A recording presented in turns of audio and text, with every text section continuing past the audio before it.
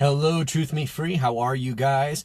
A video today in response to kind of the topics that have been going on here at Truth Me Free. Preparation for the end. If the next coronavirus 2.0 happens, how can we prepare? What should we do? And specifically, after the last videos and the comments and the list of things that I had posted, one of the comments that I got that was obviously a very good one, I thought, was, what if you live in a small apartment in a big city or a flat or something like that? You don't have a lot of space. In fact, maybe you have very, very minimal space. How would you prepare? What would you have? So I wanted to cover that today. Let me get a little bit of my cafe in me so I have some energy and focus. And while you guys are logging on, I appreciate that. I hope you guys are having a blessed day, by the way. Let me put my glasses away. So, first thing I wanted to say is, so if you have a small space, or whether you have a big space, let's start off with something while everybody's getting online here. It is very, very wise to also have always with you some people call it like a return home pack or a get out of the poop pack. I'm trying to think of the non-vulgar words that people use. So unfortunately, this whole prepping world, it's called the poop hits the fan, but they don't use the word poop. So when the poop hits the fan bag, right? A return home bag. So this is what I have. I always have it in the car with me. I'm going to go through the contents of it right now while everybody is logging on. And I think this is regardless, whether you live in a mansion or whether you live in a flat, whether you have a car or a motorcycle or something, I believe you should always have something like this on you. So in here, this is one of my prescription bottles, as you can see here, but I fill it with Tylenol, Advil, some acid indigestion pills. I fill it with like a bug out bag. Thank you, Todd. Why was I blanking on that? God knows why. But this isn't really like a bug out bag. It's more like this that I have in the car. It's more of like just an emergency bag to get home with. So the bug out bag is like to get out. So I'll talk about that. That probably should be like, that's going to be like 10 videos, honestly, because you can have all these different variants depending on how you're bugging out. But this is more like a get home bag. So for instance, you're at work, something horrible happens, everything gets like shut down, locked down, or something like that. You have this bag at your disposal of like things to get by until you get home. So I have these pills. I have a variety of pills, ibuprofen, Tylenol. I recommend having both because your body or somebody may not be able to have one, and maybe you want to offer it to them. Allergy pills and things like that. Just like your everyday kind of stuff you might use. A crank flashlight. Very fun. They work horribly. They're like the most not bright flashlights in the world. Your cell phone will be brighter. But the thing is you can just keep on cranking it and get light. Whereas if you use your cell phone, you're using your cell phone battery. I don't recommend that. And these things aren't that expensive either. They're pretty cheap. And it has a clip on it, which is actually really nice.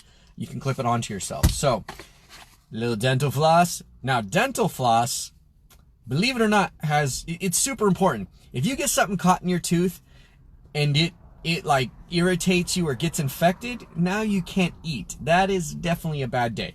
But on top of that, dental floss can be used as a fishing line. It can be used to tie something up. It's pretty strong stuff. And it has a little cutter on it, so you don't need a knife to cut it, right? So dental floss is actually multiple uses. So if you guys have watched those other, if you guys have watched the other people that I told you to go check out, you'll notice that there's a rule that almost every kind of, it's called bushcrafting or survivalists, I guess you could say. Everything that you have should basically have the ability, if you can, it should have multiple uses. Does that make sense? So, if you can have multiple uses, it's a good thing. These are awesome. I have yet to find something that is as cheap and as good as these are. These are fire starters. You take those scrubbing pads that you use to like get your makeup off, or if you're a teenager and you're washing and getting like your Oxy, whatever it is, to get your zits off and stuff like that, to like clean your face, get down your pores. It's these little white pads, but you can see that mine is red and it's hard. And the reason is because I boiled wax, like candle wax, and I dipped it in it, and then you leave a little bit of the cotton available. And what this will give you about 11 minutes of fire. And this is very important. A lot of people think that it's easy to start a fire. It's not. We're kind of spoiled in the modern day because we can put lighter fluid on something, or we can we have lighters and we can just sit there and light, but you don't want to use all the fluid in your lighter. These things, I have like probably 50 of these. I think they come in packs of 50 or 25 or something like that. I have tons of these. I also have a bug out bag. I have camping gear. So I have these in my car. I have them in my bug out bag, and I have them in my camping gear.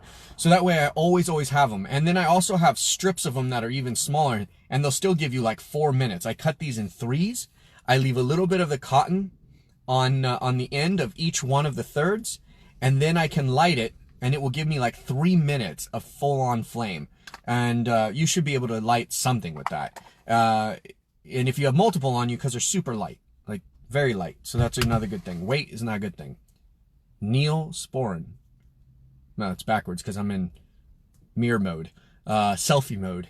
In my opinion, this one's huge. This one's huge, but you don't need this much. They can come in these little ones. But this Neosporin to me is a very important thing, because if you get hurt, you should have rubbing alcohol. This is my alcohol. I have this even before the coronavirus thing happened. So a little bit of rubbing alcohol. So if you have a wound, spray on it, that kind of stuff. And then put this on, help make sure that you don't get infected. I like to have these if I get any signs of if I'm out and about, it's like, truly we're in a rough spot. If I get signs of starting to feel feverish, or I start to get signs of like cold or flu symptoms, I take these every 4 hours, and they usually knock them out. Now, I can't really do these that often because I have a heart condition, and these aren't that best. This is Theraflu pills. That's what these are. They're Theraflu pills. I can't do them that often because it's not good for my heart, but it's an emergency bag. A little battery pack to charge my cell phone, but it's very light. It's not my big one. I also always carry a big one with me, but this is like my poop, gotta get home bag. So I always have one of these on me. Tweezers. Very importante. But I have multiple tweezers. I'm a big tweezers guy. I don't know why. I'm a weird thing. I gotta have tweezers. Silver Cholide. No, Cholide is far better than Neosporin. I agree, Silver Cholide is good. But some people are going to be weird about it. I do have Silver Cholide, but the only thing about the Silver Cholide that I had, and it was by a highly reputable brand, is it started to still grow mold in it after a while. So it kind of got me weird about Silver Cholide. And you would think that Silver Cholide wouldn't get mold in it if it was working properly. So, and it was a reputable brand. I get the brand stuff. Let me fix this up. If you guys don't know where any of these things are, like Silver Cholide that we're talking, colloidal is actually how you say it. I call it Cholide. You should Google it, learn about it from experts, not from me. I'm not going to be your educator on that. I always have this in the car. This is in case anybody gets hurt bag. This is basically my medical kit. You get what I'm saying? Let's see. Then it wasn't true. I agree, Sophia. It probably wasn't, but it was a major brand. Okay. Masks. I always have masks. I have masks everywhere. I got masks in my workout bag, or like my work bags. I got masks in my car all the time. Right now in the car, I have 5 masks with me. No joke. I'm not joking at all. I literally have like 5 masks. So I always have masks. These are like for, this mirror is made of plastic, and a mirror is super, super important, especially if you're by yourself. This is a very good thing to have if you're trying to work on something you can't see, like behind you, your ear. Do I have a tick on me or anything like that if you have to go marching through the jungle? Also, of course, if you need to get somebody's attention to reflect, very important to have a mirror, and a plastic one is good because it won't break so easy, and it's very light. Very, very light. So multiple uses for this. Works as a mirror, right? Brush your teeth, make sure you're pretty while you're surviving. Reflector, and also help you get and check your body for parts you can't see. Small Neosporin. This one I thought was pretty clever on myself, if I do say so myself. Okay, this is baby teething gel. It makes it numb. Like, so if you have like a sore or something like that, it'll make it like numb. This is actually good if you have to, you ready for this? If you have to, like, if you got a cut and you have to stitch yourself, You could put this on the skin around the cut, let it kind of numb a little bit, it'll help, and then you can stitch yourself if you have to. Not everybody's going to be able to stitch themselves, but what can you do? That's just more pills, pillsy pills. Okay. This is Bengay, and then I wrap it with duct tape. Duct tape, you can't have enough duct tape, in my humble opinion. Duct tape is thebomb.com. Gloves, because the last thing you want to do is you are, make sure you're praying when you're surviving. Yeah, that's kind of a joke. These gloves, super light, also very helpful. You can use them for all sorts of things. You can actually use these if you want to make a filter of some sort, but you can use them, of course, for your hands. If you're actually out and about and there is some kind of germy thing going on, the last thing you want to do is have your hands be dirty. Granted, I was talking about having the cleanser with you and all that jazz, but there's really good reason to have gloves with you, especially since they're so light if you get these kind. Little scissors in case you do have to stitch yourself up, or you just want to cut your bandages or cut anything like that. Okay, maybe this is more of a man one than the ladies one, I don't know, but gas pills. Because if you eat something bad, or you got some gas and you're not feeling so well and you're on the run, man, that can be bad news. I love this. Jose says, I just need an axe and a dog. This is true. I have an axe, but I do not have a dog. Allergy pills. What is this? What else? Oh, petroleum jelly. This has definitely multiple uses. Very flammable. If you put a little bit on this of like a stick or some sticks or twigs or something like that, light this bad boy on fire, you will get your fire going. Also, it's very, very good for sunburns, right? If you don't have sunscreen, which I do recommend, you have like, they do make these little bottles of sunscreen, like for travel packs. I recommend having that. And then this is very good for taking care of it. I have allergy eye drops because I have serious allergy problems. And this is something people don't think about, but it has a very good important thing. Fingernail clippers. If you get like a hangnail or anything like that, not good. Not good at all. And then I have these cotton deals for like bandages. If somebody gets hurt. So this also is helpful, you guys, too. Like if you're driving down the street and you see somebody in a car accident, you can use all this stuff to help them out. So I also have it not just for myself, but in case I see somebody, and for some reason, I do see car accidents on the street. I don't know if it's a Southern California, LA thing, but I have seen accidents on the street, and I'm usually often the person who shows up to help them. So this you can light on fire. You can wrap yourself with it for whatever reason, like whether you have a cut or you're trying to stay out of the sun, anything like that. Possibly even use it as a mask if your mask isn't working properly. Trying to see if I have anything else in here that's... I have acid indigestion pills. Those, if you're trying to get a good night's sleep and you're on the run and you have acid indigestion, you're nervous, you have anxieties or something like that, not being able to sleep is one of the most dangerous things in a survival situation. Getting your sleep, getting some rest is very, very helpful. I have a sleep issue as it is. If my acid indigestion is kicked in and I can't sleep, I'm not going to be sharp. I'm not going to be smart. I'm not going to be aware the next day. Not a good thing. So, trying to see if I have anything else in here that's worth mentioning. Well, that's not in there anymore. I'll get that out later. Oh, there it is. Okay. Next, what do we got? Okay, this is one of the best things you can get on the market. It's a, how do you say it? I'm saying the name wrong. Why can't I say? I know the name of this knife. Anyways, this company, see if you can see it. I'm going to type it in because for some reason my brain is mush right now on the name of this.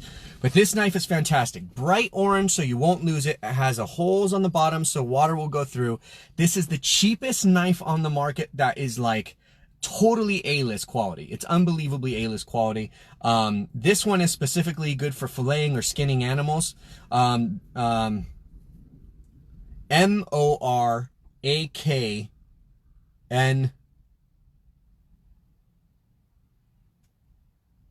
Amora. That's what it is. That's why I was like, what are all these other letters? It's Amora. That's what it is. Amora knife. They're super cheap. I think this is 20 bucks. But it is absolutely A-list. You can beat this thing with a baton. You can do all the things you would normally want to do with a survival knife. It will handle it. It doesn't look like it, but this is totally known by people in the industry who are survivalists, bug outers. Mora knives are absolutely A-list, made in Sweden. If you can get a Mora knife, get one. There's all different kinds. You can get a carbon fiber. I got the stainless steel because I specifically want this knife for fishing, like filleting fish, skinning animals if I need to, and I want it to be stainless steel for the sake of rust and things like that. So I got this one. It also locks into place. Don't do it that hard, but it does lock into place. You put a little strap on that. It's very, very good. Now, this is weird. This is my own little creation here.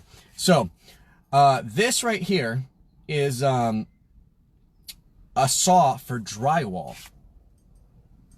It's a very small saw. And then I took cardboard from like just a box of like cereal, folded it a couple times, put tape in it, and then that's my sheath, so that I won't stab myself and it's safe inside my box. So this little thing, and it has a little hook here. Carabiners are often useful, help you carry stuff, put it on your bag, yada yada. So if I need to cut wood, but I don't want to carry like a legit saw with me, right, or an axe, because remember, this is a get home bag. Bandage in case you have a knee problem or elbow problem or hand problem, you get a sore. Band-aids just makes it easy. I have these little swabs that for like, you know, cleaning the area. I have these little, this is dual purpose as well. It's one of those magnifying glasses. You can start a fire with this. The magnification is strong enough. And it also will help you with seeing if you needed to get anything out of like a cut in you. You can use it as a magnifying glass, or for looking at things. Needles, if you need to stitch yourself or to stitch a piece of clothing, both. And then of course just different types of bandages in case somebody is in need. And then this one, in case you have like fleas, I guess, or ticks. I'm not really sure what this is for, but I put it in there just anyways. I do have a tick key as well. People driving, watching you waving the knife around. Yeah. Liz and I have done a lot more weird things than that. All right, what else? Oh, okay. No matter what, you guys should have this next item. I don't care if you're a prepper, whatever, you should have this item. It's a Sawyer water filter. You can get 100,000 liters, gallons. It breaks it down to 0.10 microns.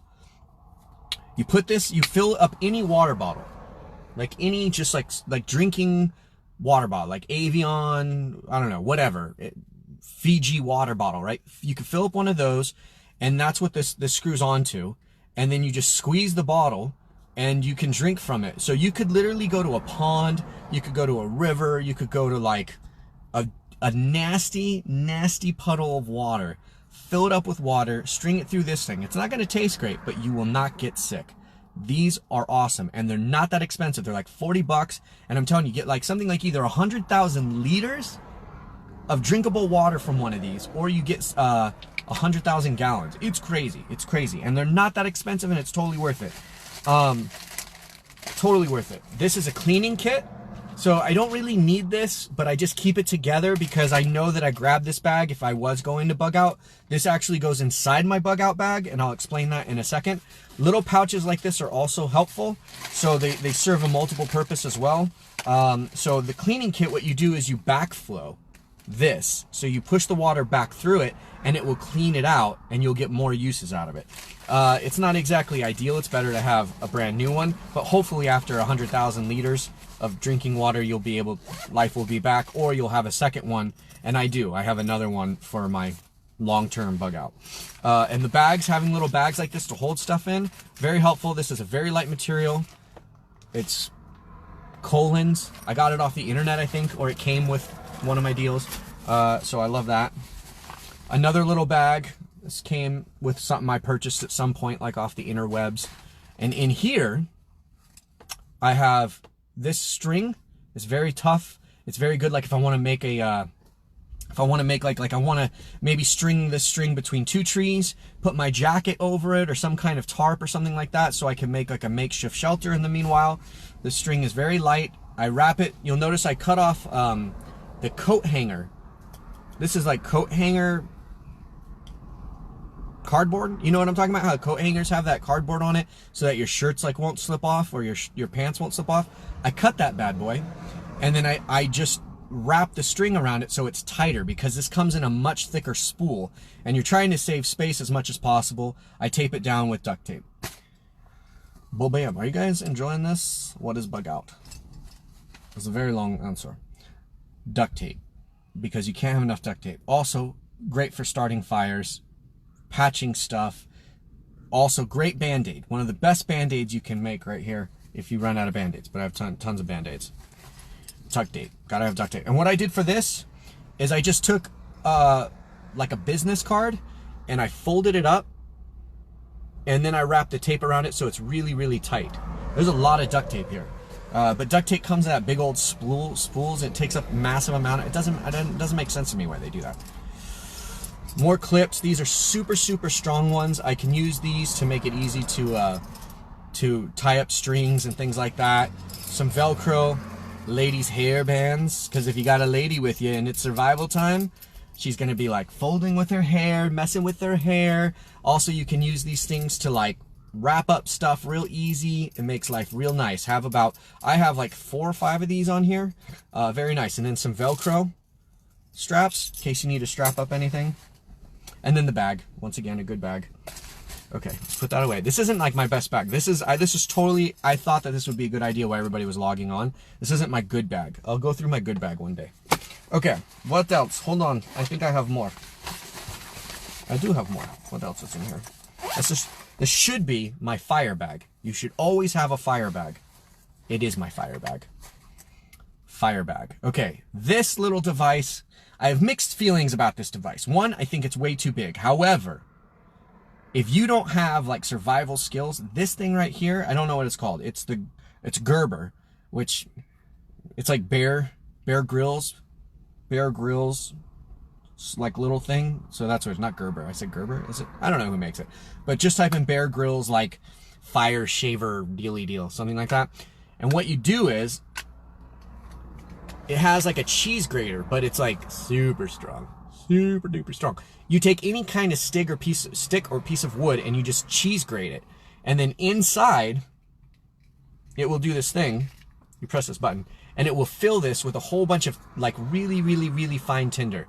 Trust me, it's way harder to start a fire, you guys, than you think, especially if you don't have like real fire starting materials. Like you don't have a whole bunch of paper and lighter fluid and things like that. This thing right here could literally save your life. Some people cannot make what are called like fire shavings, you know, fire curls. Some people don't have the skill set to actually make those. You think you would, but you don't. And so having something like this is really helpful. It also has a mirror, so you can see your beauty again if you need to. Also reflect to get people's attention. Very strong magnifying glass, so you can start a fire with that. All honesty, I don't really trust it. It's a final ditch effort. If the magnifying glass is what I'm talking about, you should just have a lighter. Just have a lighter. I always have a lighter on me. You guys hear me clicking it sometimes actually in videos. When I do the Be the Light videos, you'll hear me clicking it a lot. I gotta stop doing that. Okay, these are awesome. This is called Life Fire. It comes in this little thing. I don't know how long this thing lasts. As you can see, I've actually used it. And you light this stuff on fire and it will stay lit for a super long amount of time. So understand, this Life Fire, I know it's backwards for you. This Life Fire, you light it on fire and it becomes like a candle. And it's really good and really hot, and you can literally stick it and wait until it lights whatever you need on fire. So you're not using the fluid in your lighter. You can light this with a lighter super easy, but using your lighter to actually light like twigs or things like that to get the fire going, you could possibly use up way too much of your lighter fluid. Thank you. So it'll be off in a second. These things are great. They're not that expensive either, but they work like a charm, and I think they come in packs of 3. So I have one of these in each one of my bags. This is really helpful. I have a piece of paracord. You should have some paracord on you, longer than this. You should have some paracord on you, but this is my paracord for knots. So I have a knot card, because I'm not a Boy Scout, right? And you can use these knots for all sorts of different things, and it's double-sided. It's got tons of knots. I think like, I don't know, 20 knots or something like that. So knots are totally life survival. That's why it's like the first thing that Boy Scouts learn how to do. I use this. I'll just play around with it when I'm at home, practice them, get to know them. I don't do it that often anymore. I used to do it a lot. But hopefully it'll come back to me fairly quick. And of course, a good old-fashioned lighter. Old-fashioned. This is really good. The one I have is a butane high level deal. So, fire bag. You should always have this. And in here you should have, like, I should have tinder already in this, but I used it. So in my humble opinion, you should already have tinder in here. You might want to put this in a plastic baggie so the little shavings don't get all over your fire bag. And then it's already ready. Because the other thing that is really important is calories. If you're actually in a survival situation, guys, calories are super important. You want to save as much of your calories as possible. Oh, this stuff is awesome. Wait till you see this one. Okay. Check this out. Okay. This is that, like, you know, like people use it in sports, all that kind of stuff. It's that tape. But the cool thing about this is it comes off and on real easy, but it sticks real well. So it's like that medical tape, right? Really good stuff. I love this. This is good if you want to make your own bandage. Like I showed you the bandages, the white bandages. This is what I put the duct tape on. This one looks like it had duct tape on it, but doesn't now. I have no idea why I have that in there. And this stuff is amazing. This is that really padded tape. And what I love about this is it doesn't rip your hairs off, but it sticks. It doesn't rip your hairs off, doesn't hurt. And the other thing about this is it would go on to your, like your heel or your toes. If you're walking a lot, for instance, chances are you're not in walking shoes, right? You're not in like walk home shoes or something like that, like if all the way from work. So this would go on to places where you have high rub areas for your blisters and things like that. Very cheap. I get this stuff at the dollar store. Literally, I get all this stuff at the dollar store. It's the exact same stuff. They just sell it cheaper. I don't know, something like that. So, and then of course, little bags. It's good to have these little bags because keeping everything organized, knowing what bag has what in it, very helpful. Very, very helpful. Okay. And then one more thing, it's the bag itself. It's the bag itself. Hold on a second, I'm gonna show you. I told you guys I was a prepper. Okay, now this bag is like a very unique bag. It folds up into like this disc and you can put it in your pocket. It's super, super light. I don't know if it's waterproof. It might be, but it doesn't really matter. But it folds up into this little tiny disc, super light. You can put it in your pocket. So what I do is if I had to do a get out bag, a get out of Dodge bag, I grab this and I throw it into my big bag because this is my day trip bag. So if you are out and about and then you want to have like a base camp, that's what you can keep all your stuff at the base camp. But then if you want to go and explore or you need to just go get water, having a bag that you could carry multiple things with you, especially how do I say this? Okay, you go out, you get out of the city because things have gone bad. This is theoretical. So you have your bag with like your tent or your hammock or like your shelter with, right? And then it has like some extra socks, some extra underwear so you can wash them and clean them or dry them up and all that stuff. You want to have at least 2 pairs of each so you can interchange them. All right. So that's like your total survival bag. It's a bigger bag. It's going to weigh more. Then you have like a base camp where you finally set up and you're getting everything going. Your axe, your actual real saw will go on that. But if you want to just keep your base camp, not pack up everything and leave, having what's called a day bag allows you to just go and get water, just go and set traps, things like that. Does that make sense? The one thing that's not in here, because it's normally in my other backpack, and I don't have that backpack with me at the moment, which is very strange, is my multi-tool. You should always have a multi-tool. It has a needle on it, pliers on it, a small saw, blades, scissors. I'll do a thing on my multi-tool, and screwdrivers and stuff like that. So my multi-tool comes with these bits that you can do like different types of screws with. For city life, for city bug out, it's very, very good to have a multi-tool. I have a Craftsman, but I have a specific one. I can't remember the name. I'll get it for you guys. So that's my bag. All right, now all this plays into if you live in a flat or an apartment in a city, right? You should have one of these always in your car. It should always be in your car. And you should possibly even have most of this stuff in your house. I built my own, so I got this Tupperware. You can get them pre-made. You absolutely can. But the only thing is a lot of the pre-made ones, I don't trust the quality. So what I like to do is I like to go and I like to buy the stuff I want, and then I put it in a Tupperware. And this particular Tupperware deal is waterproof. So it has the seal. See that green seal? So it's waterproof. If I should fall into water, or if anything should happen, if my bandages get wet and all my stuff gets wet, I don't have bandages anymore. So I can get like a, I don't know, what is this, like a $2 thing from Target, and then you're good to go. Waterproof. Awesome. All right, so you should have that, whether you're in an apartment, whether you're in a big house, whatever. Now, if you are in an apartment, how do you prep? Well, there's the first thing I would say in my research that I have found is that you should definitely have multiple, like, filter for water, right? Just have multiple, and then have containers. You can get like like at Home Depot. I don't know what part of the world you guys are in, but we have these things called Home Depots, and like, or Lowe's. They're like these places where you can go and buy wood and tools, Ace Hardware, things like that, right? They're hardware stores, and so. Excuse me. They're hardware stores, and they have these buckets. They're like $5, and it comes with a lid, or you have to buy a lid for $1. I don't know, something like that. You can get these, and they're not exactly airproof or anything like that, but you can stack them. So if you were to hide them somewhere or use them in like in like your closet and then put things in them, you know, then you would have them. And then if the poop hits the fan and you are in an apartment or a flat, the very first thing I would do, now listen to me on this one, because this is something that, like, you would think, do I really need to do that? Very first thing I would do if anything happened, I would fill up as many of those buckets as I can, and I would fill up my bathtub with water. If you have a bathtub, I'd fill it up with water. And I would even fill up if you have one of those sinks, I'd fill up one of the sinks with water, and then just let it sit there. The reason why I'd fill up the water in the tub, in the sink, and in these buckets, or in some kind of water container. If you have a better water container that's BP free, whatever, you know, it doesn't have the chemical plastic that seeps into it. It's like an actual water container that you can seal tight, even better.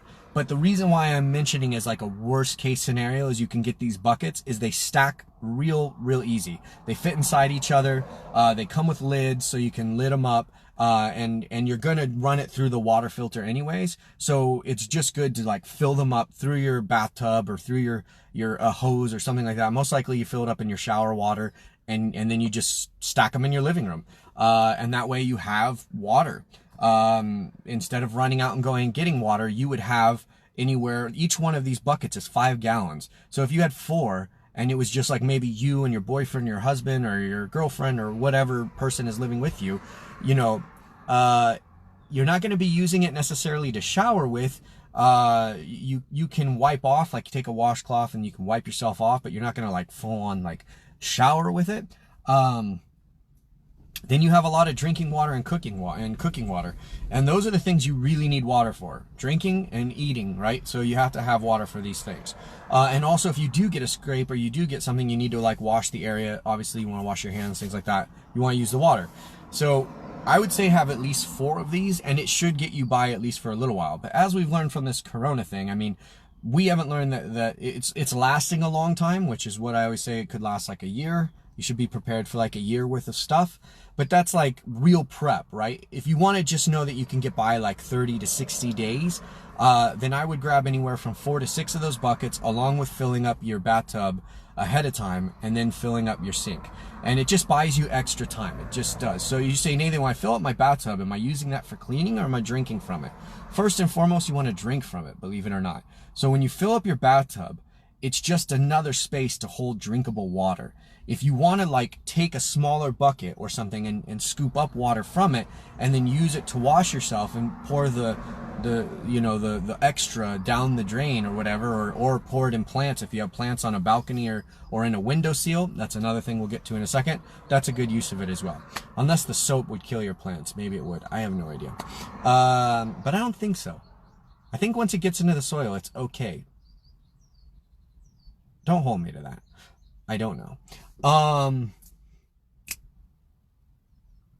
So that's the first thing I do is water. Second thing I would do is, if you are living in a flat, you guys, is I would have jarred food, canned food for sure, but also they have these pre-packaged, I think they call them freeze-sealed food packs, right? It's like an entire meal. You just pour water into it, and you pour boiling water into it, and then you just let it sit for like 5 minutes, and boom. Soap is good for plants usually. Okay, cool. Thanks, Lori. So see, I thought so, because I know a lot of what do they call them? Homesteaders. They actually have their gray water, which is not poop water, but like shower water and sink water, runs off usually into their gardens, and that's a way to water your gardens without wasting water. It doesn't just go, you know, to nowhere. So that's why I thought it works, but thanks for confirming. Okay, so there's freeze-dried foods. It supposedly saves the nutrients, it saves the good stuff in it, and all you have to do is add water, and usually boiling water. They don't taste great, and they're usually very high in sodium. So if you can find some that are low in sodium, good, but you need the sodium anyways in a survival situation, because you're probably not going to have a lot of salt, and also you're trying to keep as much water in your body as possible. So what about an empty milk carton for container? Anything you want, you can use for sure. If you have empty milk cartons around, you can, but you may not want to like pour your milk out to fill it with water. Try to have something that's dedicated to the water, because the milk is nutrition for you. So, you know, yeah, there's that. You don't want to pour food down the drain or throw food away to make room for water. I mean, if you have to, water's more important, sure, but if you already have food, you want to keep that food around as much as possible. So, as you guys know, you see this all the time with me. This I always have this full. Anytime I go home, if I'm running errands throughout the day, I make multiple trips back and forth from home, I always have this as full of water as I possibly can. I'm always drinking it all day long. This is double walled, so that's not the best. You want to get like a single walled canteen, because you can boil water in it, and you should always have that in the car too, in my humble opinion. And you should definitely have one for your bug out bag. This is double walled. I don't have a single walled, but the thing is with me is, like, I know I could still boil water with this. I just have to use more firewood. It would take longer. But the other thing is that I have the hose deal for the filtering, so I kind of balance it out. I should get a canteen with single walled. So yeah.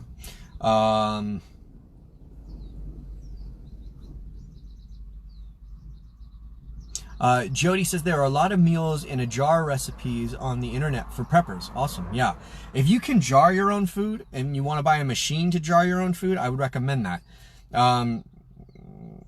Here's the thing though, is like, so if you are gonna actually do this, you guys, you gotta, what I do is what I did when I had a house, what I do is I had a huge pantry. I don't think I ever showed you guys my pantry, did I? It was huge. It was like 8 feet tall. It had 6 shelves, those big metal rack shelves on the side, and I had it filled with like all sorts of stuff, like canned foods, jarred foods, the survival prep foods, the frozen foods I was talking about, or the freeze-dried foods, all that kind of stuff. So, all that kind of jazz. If you can, write big with a black marker on the outside of the jar the date that you should eat it by. And the reason is because if it just has like the little writing on the side, it'll sit there. You won't use it in that time frame, and it will go bad, and you just wasted money. Now, if you do like a rotation system, does that make sense? So like, let's just say theoretically you buy 10 jars of pickles. I have no idea. I'm making stuff up. Okay, 10 jars of pickles every month, right? And you're only using like 2 jars because you're saving up your stash, right? But what you want to do is when you get to your shelf is full, right? You start to eat the old ones first, obviously, right? And then you replenish them as you go. Does this make sense? So you don't want to just put them there and leave them there. I mean, unless you want to leave them there, but you should have a date on them, either on your shelf or on the jar itself, nice and big. So when you look at the calendar and then you go into your pantry or your place where you have these stored, you can see what date you need to eat them by, and then eat them. And then whatever you just bought, put that in the row for later on, because you'll have more time. You know what I'm saying? What else? So you got your water situation. Immediately fill up your water, by the way. Anytime you immediately hear of bad news, just the first thing you should do. I know you're going to want to call your family and talk to them, and you're going to want to talk about what the news is saying and all that stuff. Okay, do that. But make sure that you're running water in your bathtub. If you want to wash out your bathtub real quick with a little cleaner and then rinse it, and then pour the water in, fine. But either way, you're going to put it through the filter any hoozle. First thing you should be doing is filling up water buckets. And that's an absolute must. And then, of course, having your food stocked up. Like you should have, in my opinion, you should have like a year's worth of food, or as much up to a year at least worth of food. So that way you're not freaking out or you're not running out. And what I mean by a year worth of food, I'm not talking about the food you're eating right now.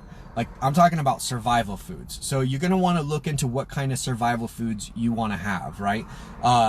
Do you want to have like a bucket full of potatoes? I think they last something like 4 to 6 months. If you keep them in a dark, cool place, you could have an entire bucket of potatoes. You could have all sorts of jarred foods that are high in fats. That's another thing, guys. You want fats, you want calories. It doesn't matter if it tastes good. Beans are survival food, potatoes survival food, artichoke hearts really good. And any kind of like peas, beans, corn is high in starches and things like that. You guys can look into what you want, but I mean, there's all sorts of research on that. That's a whole other topic. But you want to have is like, how many meals can you possibly get out of it, right? And how long can you stretch it out? And obviously too, if you're in a survival situation, you know, you probably want to go from, if you're used to eating anywhere from 3 to 5 meals a day, you probably want to immediately cut it down for sure to 3 meals a day. And then you want to like measure it. Like, so if you have these free-dried packets where you just pour the boiling water in and then you stir it to get it cooked, you probably want to, you're not going to want to eat 3 of those a day. You're going to start to feel like sick. That's why I'm saying like you'll survive, but you'll feel like icky. I did it just to test try it. And so having jarred foods where you kind of feel like you're getting a little bit more fresh food, you know, it's like a vegetable or like I said, you know, beans or something like that, it tastes way better. Like having a combination of things will make you feel better. If you're eating the same thing every meal, it's actually not good for your mindset. So try to spice it up, keep a little spice. And actually, funny I should say that, spice is a good thing. A little bit of spice, garlic seasoning, garlic salts, little spices. They don't weigh a whole lot. They don't take a whole bunch of room. You know, buy the big ones. It's cheaper and it'll last a long time. So, all right, in your house, if you are in a flat or an apartment, that's the topic of today. The other thing that you should have is you should have things that are good for like city scouting. Does that make sense? You're going to want flashlights. You're going to want candles. In case your power goes out. It wouldn't be a bad idea to get one of those little, they're like these little containers that you can light the alcohol and you can cook food with it. It gets really, really hot. They're very light, they're small and compact. They don't produce like smoke. So if your gas gets cut off for some reason, you obviously can't go out, cut down a tree, bring it into your apartment or your flat and like cook up food, unless you have a fireplace in your flat, which would be awesome if you did. Wow, that'd be amazing. But otherwise, these little alcohol burners, you can get them at camping stores. You can also get them at catering stores. The caterers use them at weddings. You'll see there are these little alcohol things they light on fire and they keep them underneath the food to keep them hot. You get a couple of those bad boys, or you get one of those kinds that where you turn the knob and it has the propane in it. It's like those little propane deals. You can use that as well. So it just depends on which one you want to have, or how you want to stock them up. You know, you decide. If you get the little ones that you can get at the catering like stores, where they sell catering goods and catering stuff, they're super cheap. But if you want to get like a pro one that you know you will get really hot, boil water really fast, that the campers use, like a MSR, I think it's MRS or SMR, MSR, one of those things. You guys will see when you Google it. They're very good to have. So that kind of stuff. Cerno is why the alcohol burners are called. Oh, perfect. Thank you, Susan. See? Cerno is what the alcohol burners are called. Perfect. And then trying to think of what else. Ah,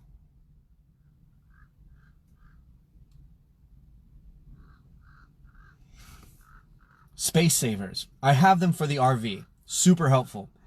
One of the things is it might get hot, right? And it might get hot in the summertime wherever you're at, but it might get cold as well. So having these space saver things where you put it in this bag, you Ziploc it, and then you put a vacuum on it and it sucks out all the air. Since space is a massive issue, but also if it gets cold and you don't have a heater, you don't have the ability to, heat yourself up. You don't have the ability to put a fire in your apartment. Having a ton of blankets and really heavy like wool blankets, merino wool, in my opinion, is the best. Or if you want, you could, since you're indoors, you could do down. There's all sorts of new levels of down. Down is possibly really expensive. And merino wool, the other thing about merino wool though is it's not bug friendly. Bugs do not like merino wool. So that's another good thing about it. So yeah, having blankets, put them in one of these plastic space saver bags. They work like a charm. I don't know how I'd fit half the stuff I have in my place for winter, preparation if I didn't have these space saver bags. I think you guys saw me in one video using them. So that's something I would do to make yourself help yourself get space. Also, things like these shelves that you can buy that hang on the back of your cabinets or the back of your door. There's space that you may not be thinking about. That's a great. I had it in my place where I had these really long they're like can holders, I guess, and I had it on the entire door, and then I just filled it with cans, and I also filled it with water bottles, just in case I need a water bottle for to use to refill, right, for the water filter, and then if it got grody, and I didn't want to necessarily wash it out, I could go to another one and probably use that for 2 or 3 months and then go to another one. So I did have water bottles, just like normal smart water bottles. I like smart water bottles, not to drink from because it's not the best water, but just because they're long and thin, so it's really easy to put in bags. And they just feel like they're more balanced. So I did like the smart water bottles. So any kind of space saver things like that, start looking at stuff like that.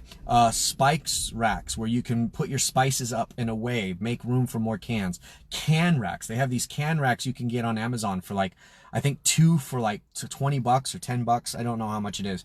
I had them again at the house where you can put them and they'll roll, or they stack up, so that way if you have a shelf, you don't have to just stack your cans and then if you move one they all come tumbling down. You can get these can stackers so they go in and your cans are stacked real easy and efficiently and great for space saving.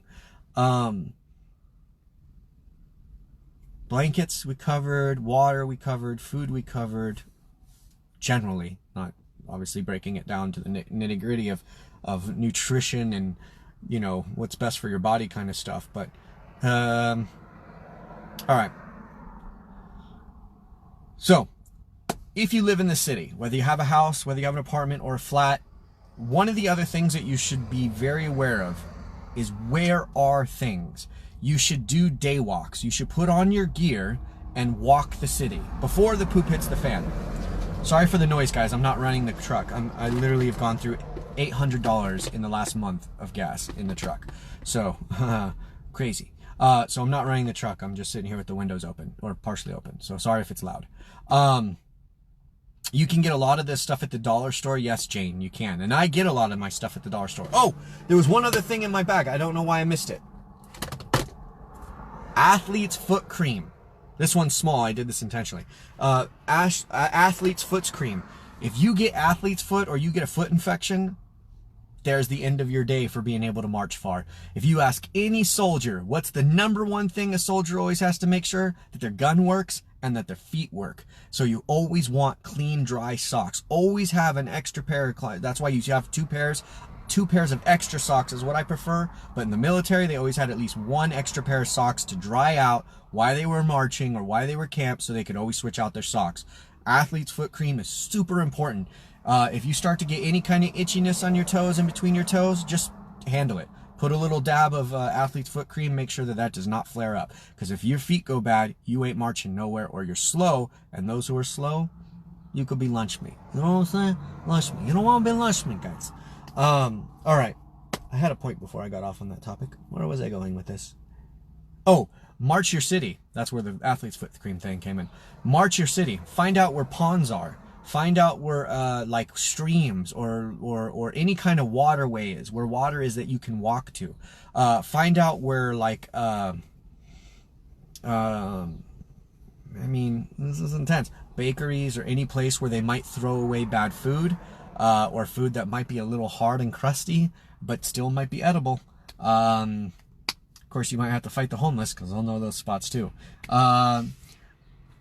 Also, if you know where there's like patches of land around you that you could turn into a garden. The problem is how would you protect it? But you could plant some food there, and not everybody even knows what a potato stalk looks like, right? Like, so if you planted a potato, you'd be surprised how many people would have, they could walk by, 1,000 people could walk by that potato plant, never know it was a potato. So if you have like a piece of land somewhere near you, like in America, we actually have these places where the telephone wires go. There's always land underneath the telephone wires, always, right? And so I think in the last 10, 15 years, they've started to allow people to have nurseries where they sell plants underneath these telephone wires because it's just cheap, empty space, right? But if in your city, you can find things like that, just places that have open soil where it's not being used, and you could plant some plants there. And that would not be a bad thing to have, because then you could always go to that spot, you know what plant is what, and you could grab a couple of extra potatoes, some beans, or whatever. You get what I'm saying? Chris says, I have a big lake near me. See, knowing that stuff is really important. And walk it, though. Like, before you get to the place where you need to, know the path. Know if you're walking through a bad neighborhood. Know if you have to walk through an alley. Know who the neighbors are. Know who the places are that you have to walk. Also, know different ways to get home. I don't know if you guys are taking notes. I probably should have said take notes on this video. If you have your work to your home, you should know multiple routes in case your cell phone goes out, you don't have your GPS to turn on and tell you how to get home, right? Whatever. You should have multiple routes how you know to get home. You can print a map, highlight it, and say option A, option B, option C. Have like 2 to 3 ways to get home. Reason being is that they block the major roadways. You want to know how to get home another way, whether it's even walking off the beaten path, taking like a ravine,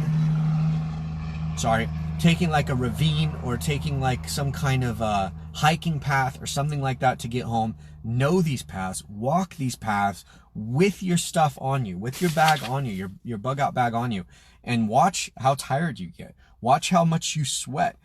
That will tell you also how much you need water, to carry water with you or have water with you, or you're going to have to also drink from that lake that you don't want to drink from because it looks super nasty. You should do that before you get to those times. So that way you know you're used to the taste and you understand that it's normal, right? Really like experience it before you have to experience it. It takes away a lot of the shock. You want to create habit as much as possible, like get familiar with this stuff. And the reason is because the more familiar you are with it, the less shock, and the more your mind can focus on the things you need to focus on.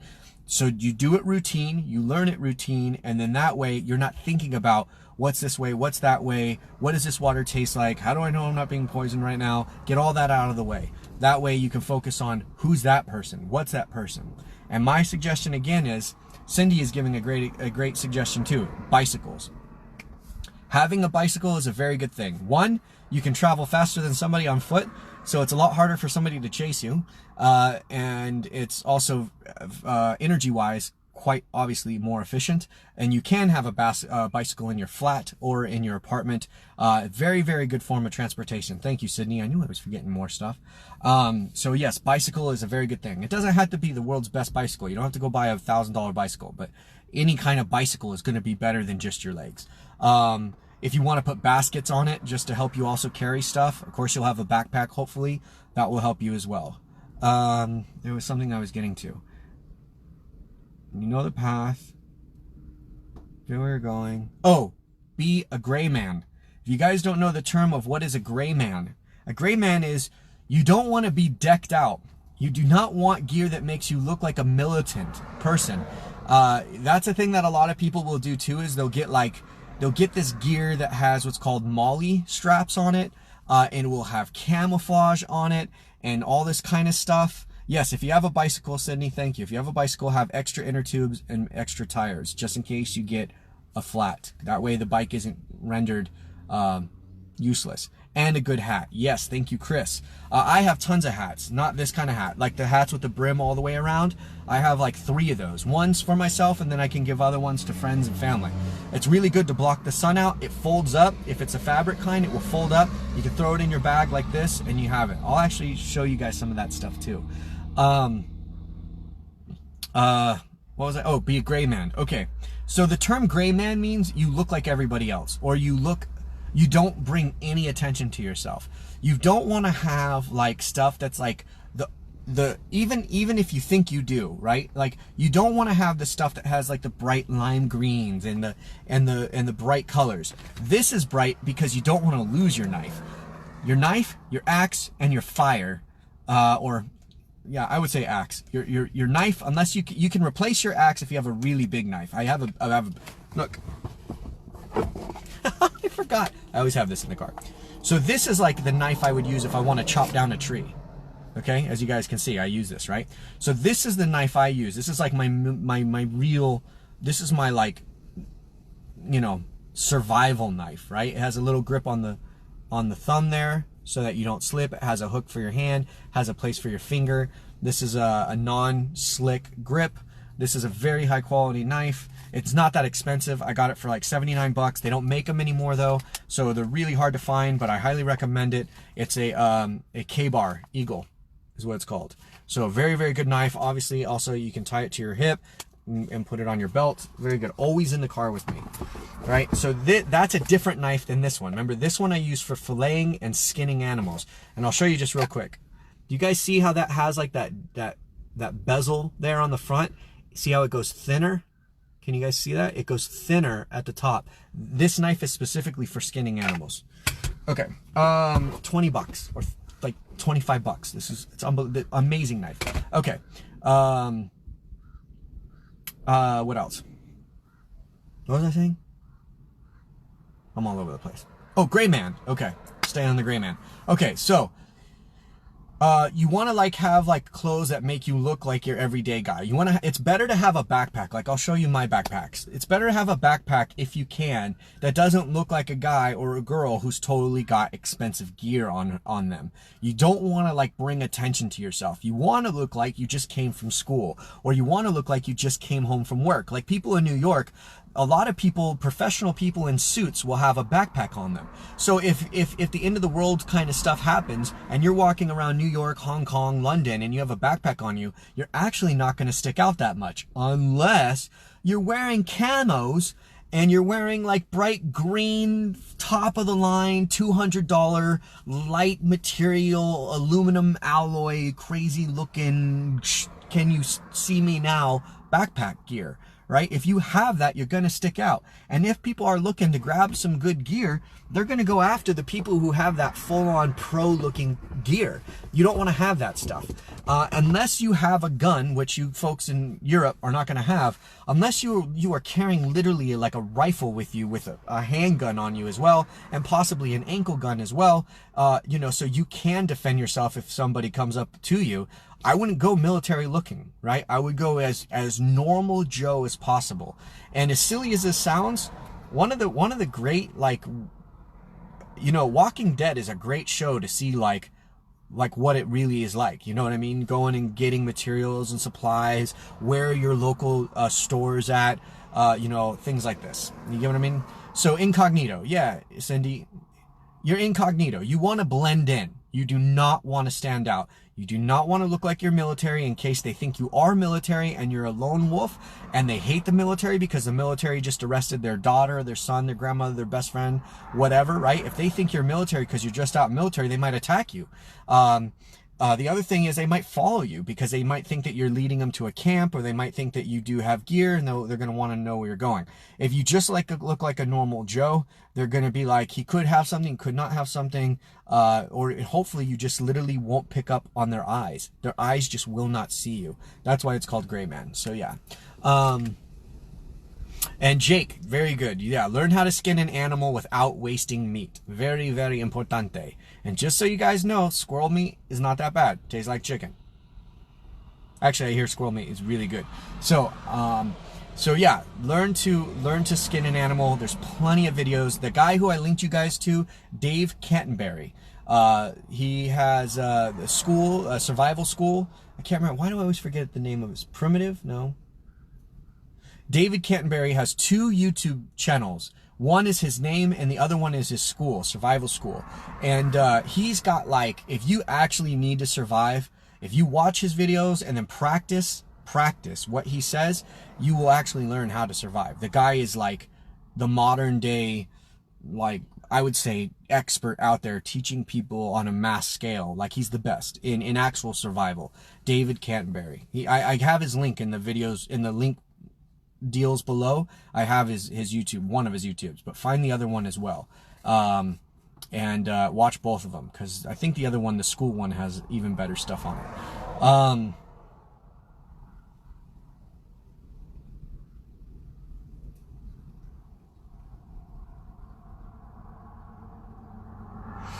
It is my humble opinion that you should get to know your neighbors. If you are in a flat, if you are in a building, get to know the people in your building.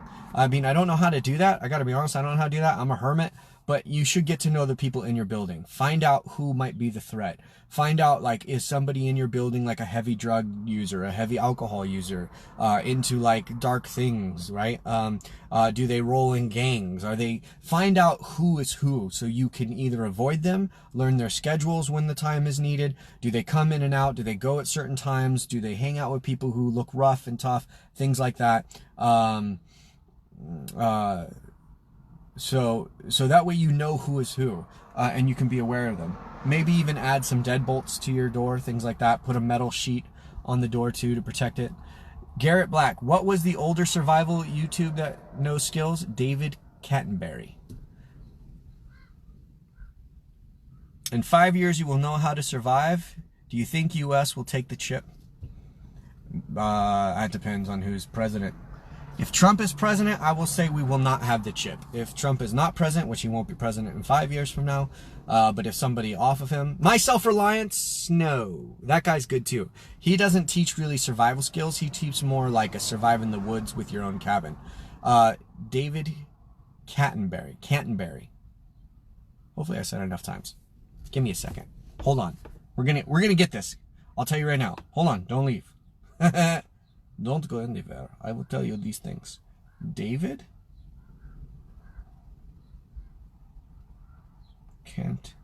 Canterbury. David Canterbury.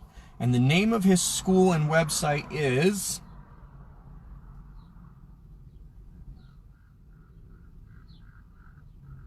He was on the Discovery Channel too, by the way. Oh, is it? It is Self-Reliance. Oh yeah, it's Self-Reliance. My bad. I thought Self-Reliance was the other guy with the cabin. Hold on. Is it Self-Reliance?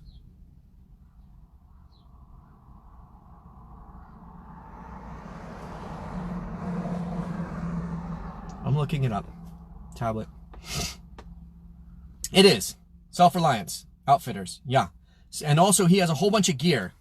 Whole bunch of gear. His gear is really, really, really, really good. Thank you for that. Yes, Marcelo. Self-Reliance. Thank you so much. There's so many of them. My brain is mush. Yeah, see, look. Look. So you see that right there? That is a good kit to get. That's a good thing to get. So all this stuff is really good for, like, if you want to bug out and put it in your bag. That right there is the single wall canteen I was talking about that you can boil water with really well. It goes right onto that. You put twigs underneath there and then it will boil the water, and you don't have to use a lot of fuel. That's another thing. You don't want to use a lot of fuel, you guys, because smoke brings attention. You can also see they have like the super duper bushcraft knives, all that kind of stuff. There's Dave, so you know what he looks like.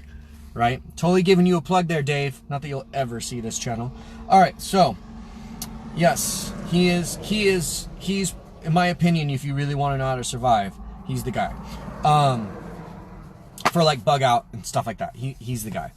There's other people who do better city bug outs. He's more like out in nature bug outs, but just, you can apply the same skills even in your city. You know, and you'll end up eating things you wouldn't think you could eat. You can eat mice. You can eat rat. You got to cook the meat really, really good. Boiling is actually a really good way, you guys, also because it will, you can drink the juice afterwards, get all that nutrients. Also, don't waste the eyes. Sorry, no, you guys don't want to hear this, but the eyes are full of really good fatties, like omega-3s, things like that. Don't waste the eyes. Try not to waste as much of it as possible. I know it's disgusting, but trust me, when you're surviving, you're going to want this stuff. Your brain will stop working.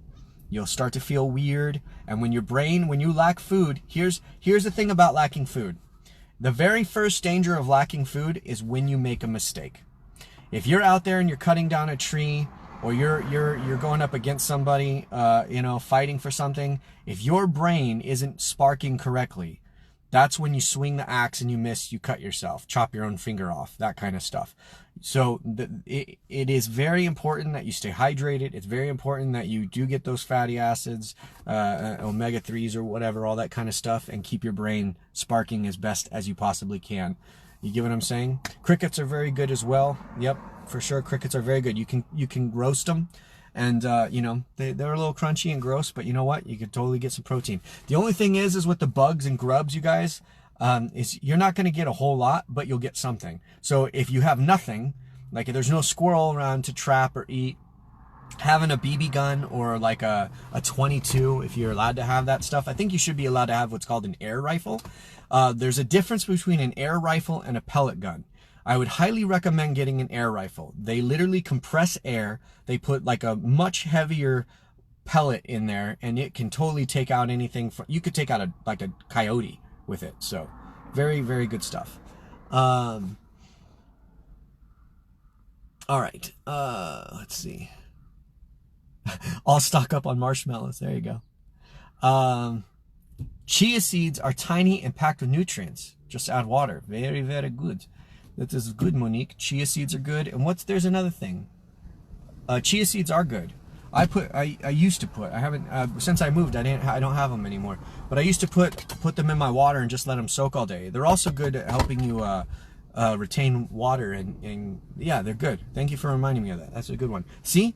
This is why teamwork makes the dream work, guys. Oh.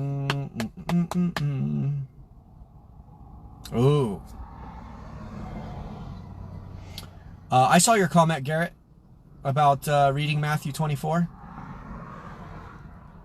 Yeah, it's just that I'm trying to stay on topic, bud. Okay, and the topic is flat apartment city living, bugging out, preparing. The other thing, if you can, again, this might be some money, put some kind of security system outside your door, some kind of security camera. That way, granted, if the energy goes out, there are security cameras that have like rechargeable batteries. I have a solar panel thing that folds up, and I can charge like AA, AAA batteries with it. I could charge my cell phone with it. You just leave it out in the sun. So if you are in a flat, hopefully you have some kind of patio or window seal. You can put up these solar panels. You can actually get some pretty cheap solar panels, these flexible kinds. Those are actually more expensive, I think. But you can get some solar panels that are quite large, like 100-watt solar panels that are quite large. You could easily put them in the back of your closet, or they're really, really, really thin and they're flexible. So you could throw that bad boy up against the window, and you would have some kind of ability to at least get, recharge certain things. Garrett, an EMP? Yeah, you guys...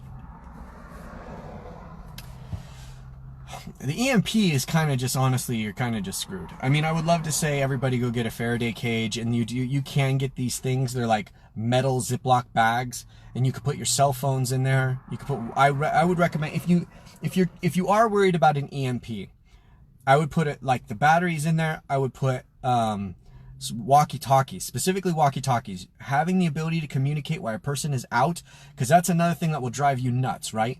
If you guys, there's only two of you, one stays home, starts cooking food, the other one's going to go and get, you know, something. They don't come back on time. Now you're wondering what's going on. Maybe they broke their ankle, maybe they broke their wrist, so they're delayed. Maybe they're hiding out because if they keep going home, they're going to get stopped by bad people. You know what I mean? So having a radio with an earpiece is preferable, right? So then you can keep your hands free, right? Having a radio with an earpiece, so also not everybody is hearing that this person has a radio. Hey Jill, how you doing? Yeah, I'm good. I got the 20 cans of food. Like everybody within a mile radius just heard you have 20 cans of food, right? So having an earpiece with your radio that was in this EMP bag or a Faraday cage kind of bag deal. That way, if an EMP does happen, then you will have electronics that will work. So that is a good thing to have. They're not that expensive, but you can never take them out. That's the whole thing. You literally have to keep them there for when the EMP hits. Like you have to basically never use them until after the EMP. So you just lock them in these Faraday cages. If you don't know what a Faraday cage is, it's like this metal, either mesh or metal, pure metal box, so that way when these EMP charges or waves come, it doesn't blow out all your electronics. Like your car will break down, your cell phone will break down, like your radios will break down. You won't be able to hear or do nothing unless you have the ability to repair them. It will like never work again. So yeah, so it is good to throw some things into these bags. You can get these things online, by the way. You can Google them. So thank you, Garrett, for mentioning that. All this stuff is applicable beyond just apartments and complex and flats and things like that, but I'm just trying to think of stuff in that regard.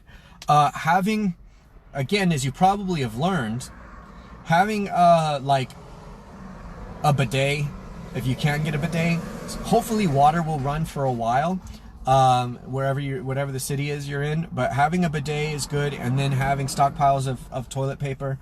Also having, in my opinion, rubbing alcohol or isopropyl, never know how to say it correctly in the original name, but rubbing alcohol, hydrogen peroxide, having a good stash of this stuff is also going to be very helpful for emergencies as well. I think in a general sense, that's it. Beyond that, you guys, you're going to have to get, you should have a way to get out. The final thing I would say is if you're in a city, you have to make a choice. And you have to make this choice before the day comes, because all of your gear and all of your planning will be based upon this choice. You either choose to what's called bug in, where you basically hunker down, you stay where you are, and you survive wherever you're at. So if you are in a flat, you are in an apartment, you learn where to go, where these things are, you get to know them. Otherwise, then what you do is you get out. Whether it's on a bicycle, whether it's on a moped or motorcycle or scooter deal or something like that, or you have a truck and all that kind of stuff. Yeah, you have two plans. Either one you get in or one you get out, right? And that should be, all your equipment should be for that goal. So you have to make the choice on which one you think is best. If you're on the edge of the city, actually that doesn't really make a difference. If you're on the edge of the city and you can go and plant stuff, you might be in a good spot. Chris, I'm going to watch David Canterbury too. Yeah, he's awesome. He really is awesome. Somebody asked a question. What do you think is going to a race war? Do you think there's going to be race war? Absolutely. Absolutely, I do. When I was a kid, there was like no such thing as racism. I had black friends, I had Mexican friends, I had Chinese friends. It was like I never even knew what racism was until a black kid told me what racism was. And he said that I was racist because I wouldn't let him play with my toy. That was the first time I ever heard about racism. And the reason I wouldn't let him play with my toy was because I was playing with it. And it was one of those things where he just wanted to have my toy because I was playing with it. And I was like, no, I'm playing with it. Jane says you can order 99% rubbing alcohol from Amazon cheap. Yes, I would get that. Lori, have motorhome go to BLM land. BLM land, you guys, if you don't know, in America at least, that's government, like federal land that like nobody lives on. It's like just the land that the government uses, and it's open land.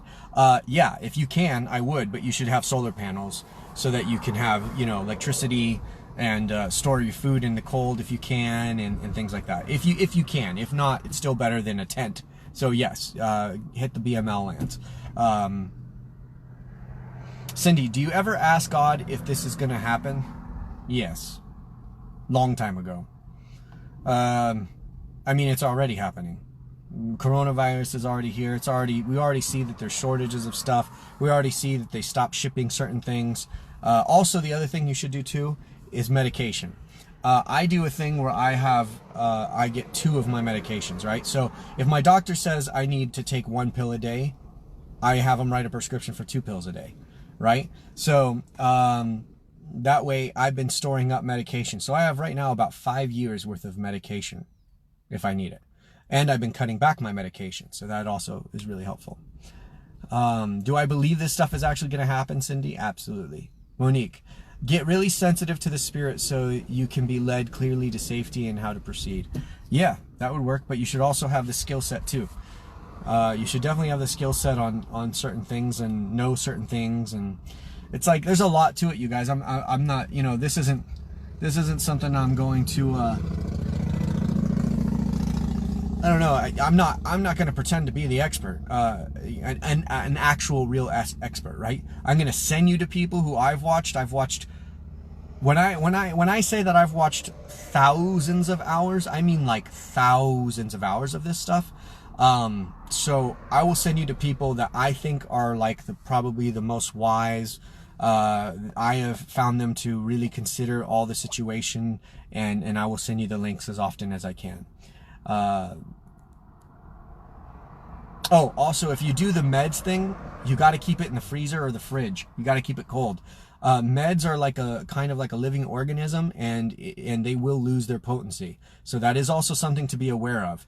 You want to use your old meds and then replace with your new meds. Put those in the fridge so that you're rotating them out, because if you just have the old meds just sitting there, the potency of it will be lost. So that's another thing to know. Put your meds in the fridge.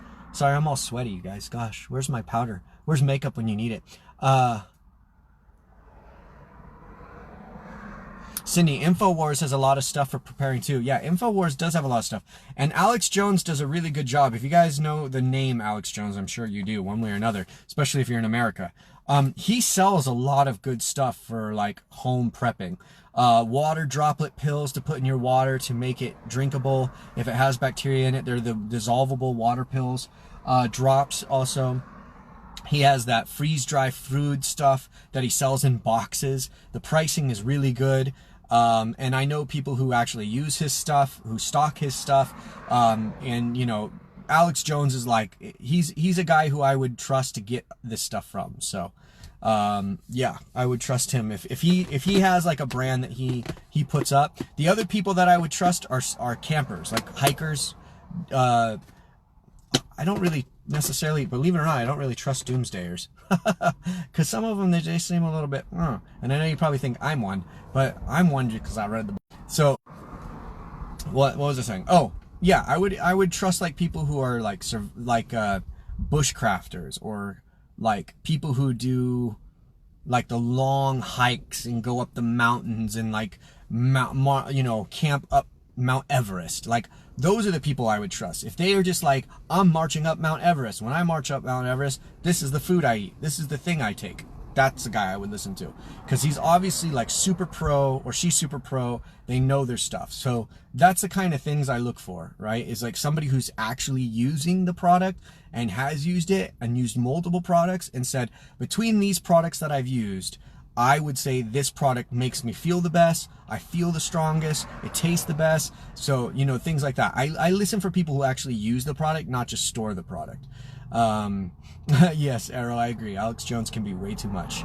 Yeah, and bushcrafting. If you guys don't know what bushcrafting is, that's the term I would definitely begin to become familiar with. One, I just love watching bushcrafting. I've sent you guys to 2 guys who are my favorite, or 3 guys who are my favorite.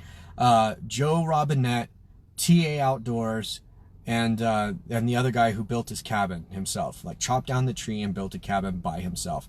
For some reason I can't remember his name. He's awesome too. And he does more like stationary survive, kind of homestead, but like out in the wilderness. So not like a homestead with a tractor and stuff like that. Like he's like old school cabin, you know, 1800s, 1700s, live in the woods kind of guy. Like, that is actually more realistic than like full on homestead. Now, if you have the money to have tractors, and you have the money to have horses and goats and pigs and chickens, and you like have a homestead, good for you, awesome. But if you don't, then the guy who builds his cabin by himself, he like shows you what it's really like to like live in a cabin out in the woods by yourself. So yeah, it's all three of those guys are really fun to watch. Joe Robinette, I think, is the only one who curses. He also farts and burps. He's my favorite to watch just because I feel like I'm there with him and like hanging out. Some of you guys say that to me. You're like, yeah, I just feel like I know you. Like, I'm there hanging out with you. And that to me is a big compliment, because that's how I feel about Joe Robinette. So TA Outdoors, he's a little bit more serious. He's a little bit more educational, which I dig, but which is good for kind of, once again, like survival. But for me, entertainment-wise, Joe's my go-to. He's awesome. Yeah, Cindy, he's already been living, the guy with the cabin, he's already been living like it's already happened. And these guys will talk about that too. They'll talk about how they kind of believe in it, but they never really push on the whole prep thing. And they never really talk about end time stuff, but you can tell that they'll mention it once in a blue moon. They're like, yeah, if you need to bug out. Yeah, if you need a day pack to go out and find a place to, set up camp and things like that. They'll mention terminology that lets you know that they're aware of it, but it's not what their channels are about. And that's what I really appreciate about them too. And there is a book that, like, I have the book, and I'll post that too someday soon. It's like the book for bushcrafting. I can't remember. Markova? What's his name? It starts with an M. But he's this guy who like wrote the book on bushcrafting. It's a great book. And I'll post you guys that book too. David Canterbury has a lot of books as well. 101 of survival, 102 of survival. Like, he's got all these books as well. They're really good. But a lot of the stuff he writes comes from this other guy. So, Jim, a whistle? Yes, a whistle is good to have. I have a compass that has a whistle on it. And one of my jackets on the zipper has a whistle on it. A whistle is a good thing, but if it's you want to be rescued, a whistle is a good thing. If you're trying to, if it's like end of the world situation, or like coronavirus 2.0 where things have gone really bad, you may not want to whistle. The objective at that point is to not be found. So a whistle is good if you're going to go and bushcraft. A whistle is good and something orange, and something to reflect, like a mirror. You should have that on you no matter what. But if you're going to, if it's actually like you're going gray man and you're trying to survive when things have gone bad, you're not going to want to whistle. You're not going to want to bring attention to yourself. Because the other thing, imagine this. Let's say you break your leg. You break your leg because you're marching through, you're scavenging, you're finding stuff, whatever. You break your leg and you're by yourself. Like, what are you going to whistle? Basically what you just did was you told everybody around you, hey, I'm a guy who just got some cans of food, I got water with me, and I'm a hurt person. Like, you're just easy prey. Does that make sense? So like, that's why the radio thing is really what you really want. You should totally have radios, and you should make sure that you always have more than one person. Like, don't be a lone wolf completely. You should have somebody else who you can have in the vicinity of where you're at, who can hear you or reach you, or you guys can radio. And then if you're far away, right? So let's say you have a family member. Like, let's say it's just you and your girlfriend, your wife, or your husband, ladies, and then you have like family members that are like your next closest family member. You should both have a go-to point of where you meet up, or where like to go to for an emergency. So you're not going to call each other, right? Because the phones are down, the lines are too heavy filled, right? So okay, we go here and we wait here until both of us meet up. And if nobody meets up within like a week or something like that, then we go to the final destination. So if you're the one running late and you've taken longer than this time period to get there, then know to go to the final destination, right? But you should have like a meetup point where you guys can, that you're going to be able to communicate and all that kind of stuff.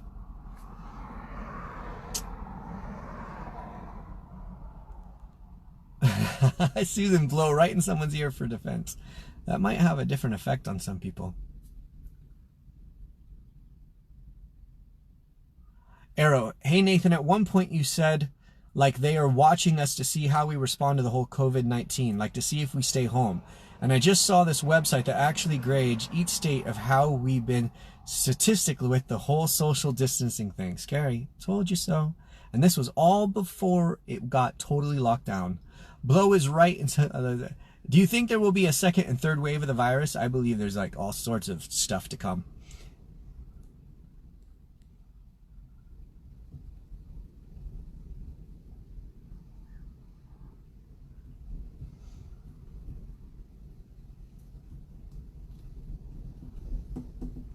Marcelo, he discreetly showed his armament in one of the videos and probably would not be shy in using it. Yeah. Yes, Jane Sight, thank you, Sights. Emergency first aid and CPR classes, recommended, yes. And also, there's this thing on the internet you can buy. It's a mask that goes over their face with a tube, and it will suck out anything out of the person's mouth. I highly recommend getting one. They're not that expensive. They're very light material, and I would recommend getting one for two reasons. If there is a sickness going on, you don't want to do mouth to mouth. Heimlich maneuver is nice, but if you feel that it won't work, you know, or you don't feel proficient at it, anybody can take this mask, stick the tube down somebody's throat, you suck out with the mask and the tube in the throat, and it will suck out anything that's in their throat. So they're very cheap, they're very light. Again, that's something that you could have in the car with you. Or you probably have two, one with the car and one with the in the house. I would highly recommend those things. They're pretty awesome.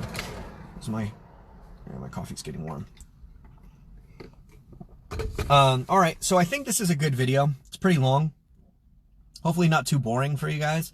Hopefully you learned something. There's so much more to go over, but I'm just giving like the general, not giving you the detailed stuff.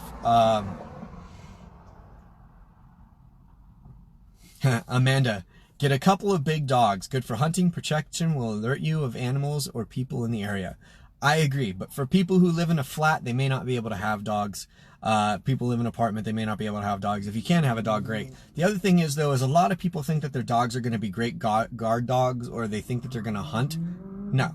Some people can hardly get their dog to chase a ball. If you're going to have a dog that's going to hunt, or you're going to have a dog that will protect you, you literally have to take your dog to hunting classes, or go through like a hunting program with your dog.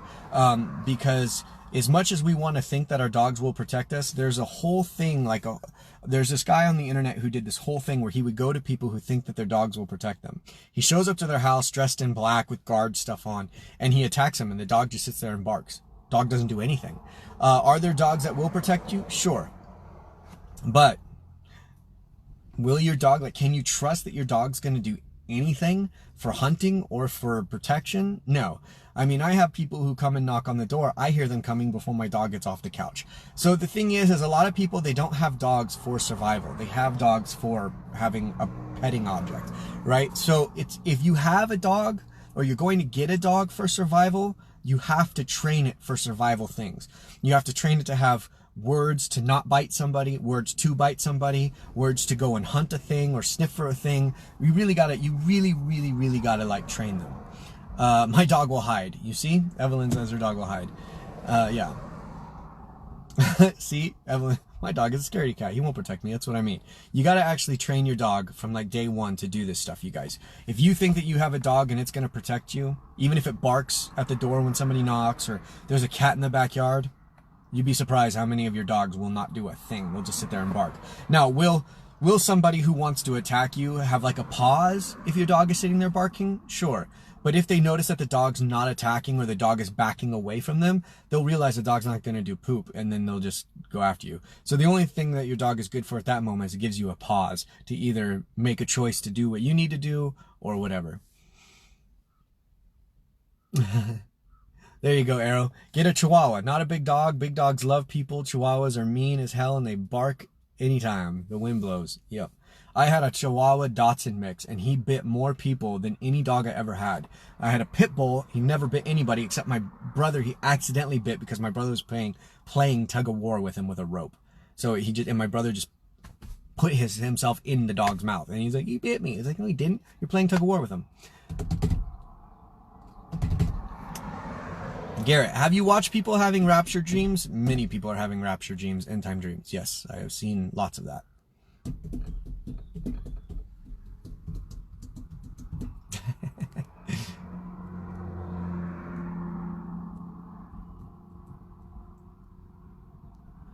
Karen, watch Celeste Solum, S-O-L-U-M, retired FEMA officer.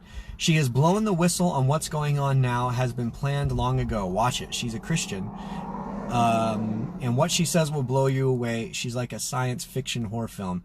Yeah, there's a lot of stuff that you guys could research about the FEMA. I have researched a lot of that stuff. I think we're up to something like 2,200 or 1,800 FEMA camps in the United States, and they're basically prisons, guys. So yeah, you can look into that. Also look into the mass coffins that they have, all that kind of stuff. There's people who've broken into these FEMA camps, and like they have furnaces just like Nazi Germany had, where they can burn people in mass quantities, because you obviously can't be burying a whole bunch of people. So they have like human furnaces. They have these what are they called? Caskets. These like things that they put the bodies in. They hold like 2 bodies, not just one. They're like big. They hold like 2 to 3 bodies in them. There's all sorts of stuff you can look into if you really want to. Yeah. Oh, FEMA's in Europe as well. Oh, lovely. So yeah, all right guys, so I think that's good for this first video. I hope that it helps some of you who are in flats and in apartments and things like that. Obviously you're not going to be able to prepare for everything, but if you can, learn how to store food. Also, if you're short on storage, lift your bed up. Make storage underneath your bed. Think about how many square feet is underneath your bed not being used if your mattress is on the ground or you have a closed up bed frame. Get your bed off the ground and store stuff under there. It's dark. If you want to put like a box or something like that, it's dark. You can put food in there and keep it cool and dark and things like that, which is good. So yeah, all that kind of stuff. Just think of the places that you could put stuff. Attics, you know, you can get clever and you can maximize space. And the other thing is to realize this, guys. When the poop hits the fan, if it does, God willing it won't, but let's just say, which is why we're all having this conversation, let's just say it does. Worse than Corona 2.0, 3.0, whatever, right? The worst of the worst comes, whatever. You know, you have space hopefully in your living room. That's a good place to store your water. It may not be fun. It may not be feng shui, right? It may not have a good zen to the room when you have all these buckets of water in your living room. Definitely want to make sure you have lids on them, because flies and bugs will produce. So make sure you have lids. But yeah, put this stuff in your living room. It doesn't have to be hidden. And also be very, very, very, very wary if when the bad stuff happens, if it does, like coronavirus, where they're shutting us down, shut yourself down. Be very, very cautious about who you invite into your place. If you invite somebody into your place and they see all your supplies, you basically just told somebody, hey, if you ever run out of supplies, here's the place to come. And they will come as a friend. They will come as, you know, as somebody who is like, hey, how you doing? Oh, just want to check up on you. Let's meet up. You know, it'd be good to see you. And I'm in the area. Then they come, and the next thing you know, while they're in with you, they open the door and all their friends come in, or their family comes in and robs you, right? Because it's either you or your family. It's them or your family. So you'll be surprised what people will do. So if we get into that actual situation, friendships are going to become very strange. You get what I'm saying? You just want to be extremely aware of who you let know what you have and how you have and what you're prepared for, and so on and so forth. It is good to have a team of people. The more people you have in your network, the more people you have to provide certain skill sets. A militant person, a medical person, you know, a mechanic, a metal worker, whatever. Like, different skill sets is better, right? But you want to make sure that they have their own food, that they have their own water. You don't want to have somebody who you reach out to and you're the one with the food and they're the one with the skill set. Does that make sense? Because now what you've done is you've reduced your food in like half, because if you need their skill set, they're going to negotiate. All right, I'll build that thing for you, or I'll mend your bicycle frame for you, or I'll fix your whatever. In return though, I want you to give me half your food, or I want you to do this and that, right? So it's better to make sure that if you have somebody who's in like your network for like survival time, make sure they are aware and that they're adequately prepared as well. That is like that, you got to qualify somebody. to be in your network of survival time. Does that make sense? Qualify them. They have the food resources, they have the water resources, because you don't want somebody who ends up becoming, for instance, you do the math, and I'll end on this. You do the math, you realize you have 9 months of food and so much water based upon your filters, and you know where a water source is, right? So you're like, we got 9 months of food, we eat this many calories a day, which our bodies can handle and survive on, and we'll be good, and we'll be strong, we can hike, we can go get materials, right? We need to eat this many calories a day. You have it broken down to a science, which you should do if you haven't done yet. Broke it down to a science, and then somebody comes and you negotiate, you take a third or a fourth or a fifth of that. Now you have that less amount, or you're going to probably think to yourself, well, I don't want to reduce my time frame, so I'm going to reduce my calories. Does that make sense? So you want to make sure that whatever you are planning for yourself, that's what you have for yourself. And then if you want to allocate like a portion for trade, you should do that as well. And you'd be surprised. Things that are really good for trade: alcohol, tobacco, well, marijuana if you have it, and ammunition if you're in America. These are good things. Metal, silver, gold, they're good, but you should have something that's more like it has a use to it. If it really got down to it, you had like 1,000 pounds of gold, you'd be very surprised. Believe it or not, people would be like, I don't want your gold, I want your water.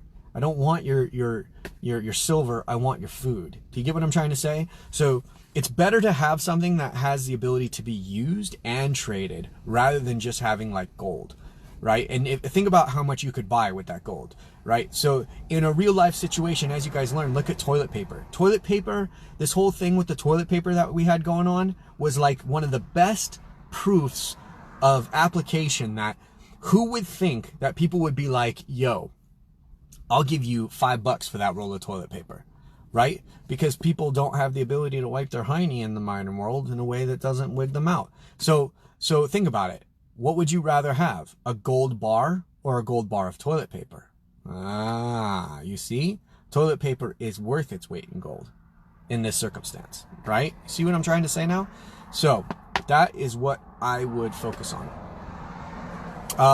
Bo, I tried to talk to friends and people about serious scenarios and feel like things I tell them fall on deaf ears. It might, but you'd be surprised what seeds you're planting.